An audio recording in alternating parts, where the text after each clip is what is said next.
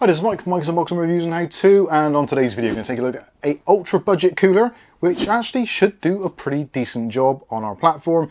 This is the Thermalright Assassin X 120 Revised SE in white. Keep watching to find out more.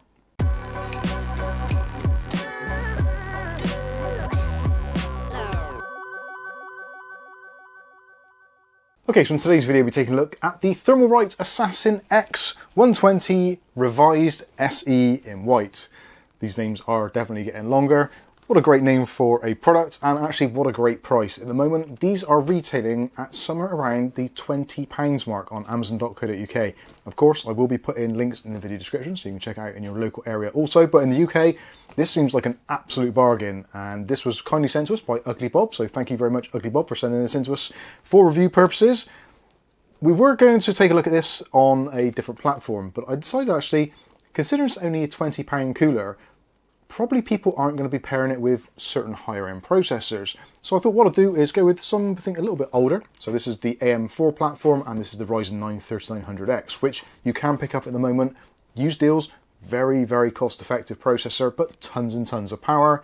It uses somewhere in the region of about 142 watts when it's flat out.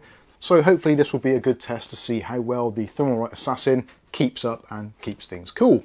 So we're going to go through first of all, do an unboxing, see what we actually get in the packaging, see what it's all about. Then we're going to put it onto our AM4 platform, and then we'll be doing some testing and see what it's all about, see how well it does with temperatures, etc. See what the RGB lighting's like, and obviously come back with my final thoughts. But obviously, for the sake of £20, it's going to be pretty good, isn't it? Surely. Anyway, let's get on with it.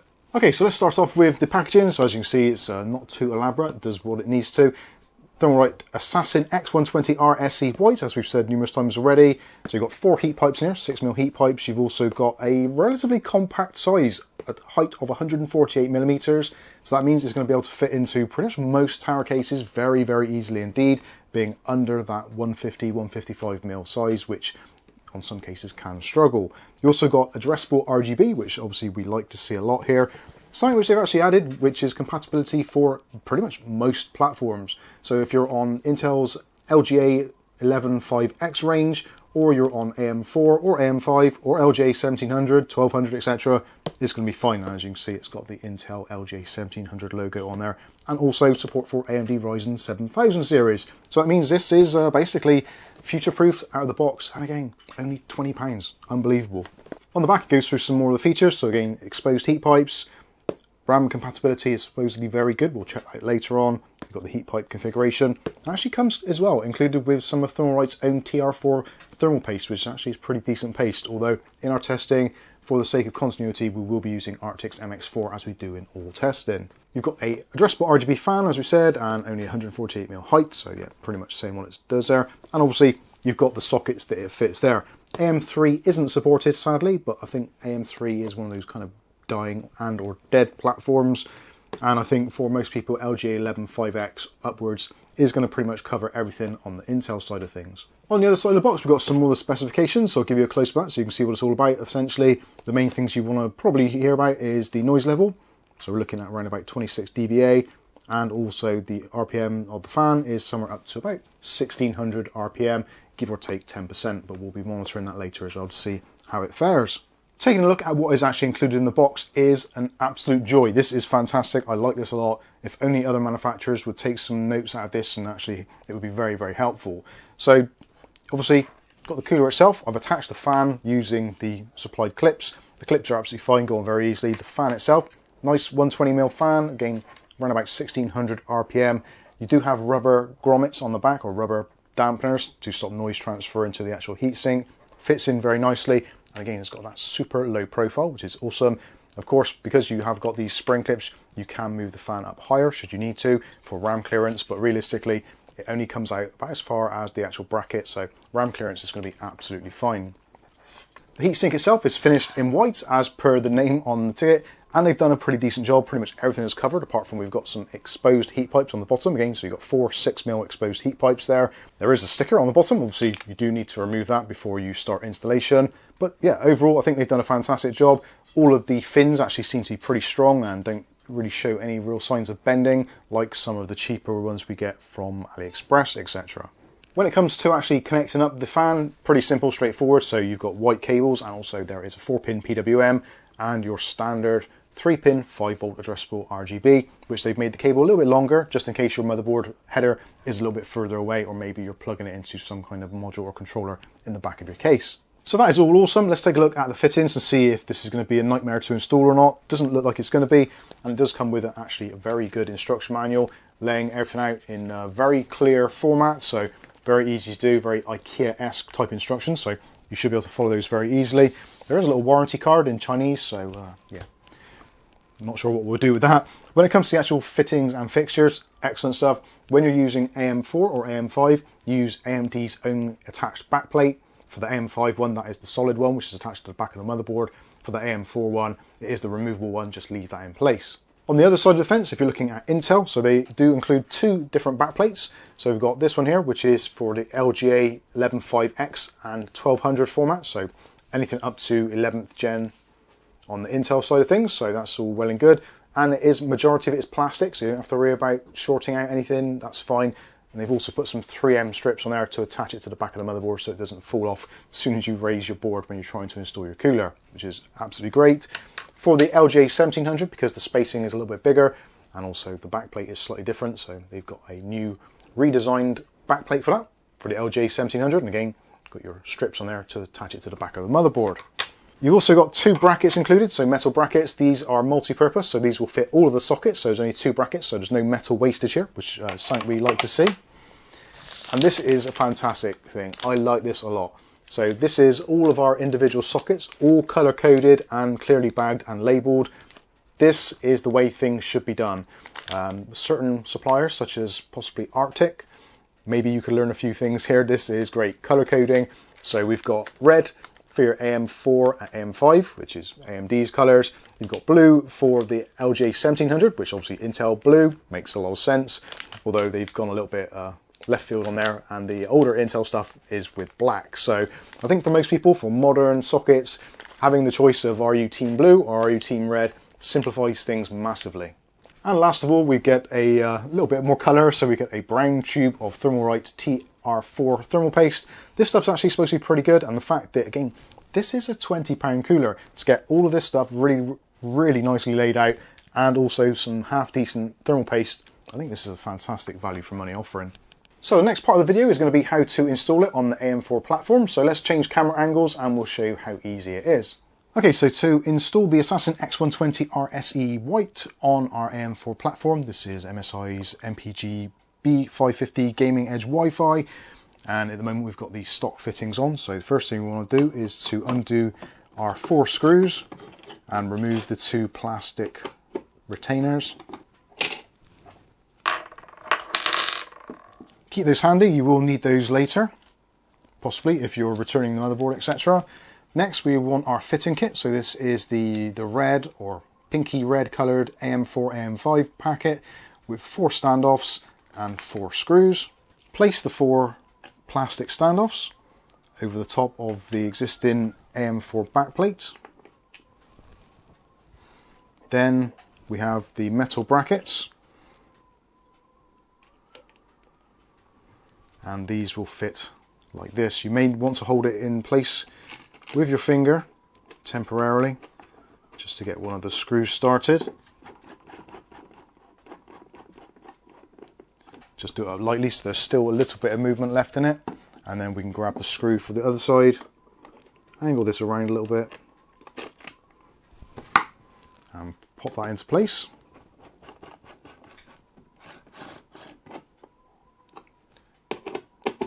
Then you can tighten up the other side as well, and then it's a rinse and repeat on the other side. So brackets with the dog leg facing outward.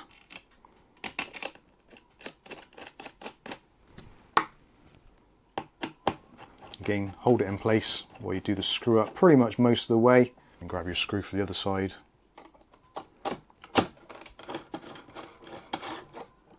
And then you can do that up fully on both sides. So that is the mounting bracket in place. Next thing to do is to apply the thermal paste of choice. Once you've done your thin spread over the top, if you want to, you can add an additional little dollop in the middle, just to make sure you've got enough thermal paste on there. And now we can actually offer up the cooler itself. Make sure before you install, you remove the plastic film from the CPU base plate. And now what we want to do is to match up the two screws here and here with the mountings on the bottom there. This does fit either way, so it doesn't matter which side you do. You can spin it around both sides, it is the same. So what I generally tend to do is to match up one screw. So I'm going to do the back one because it's closer to me, then let the processor kind of fall down into place. It should be roughly on top of the actual screw hole. Then I'm just going to do a couple of screws on the back one just to get things started.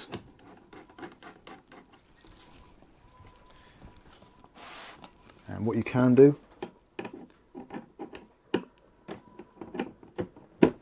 is do a couple of reverse turns until you hear a click. That means the threads are lined up, and then you can do some fastening, so like 3 turns, and then just do the same on both sides. So we'll do about 3 turns on each side.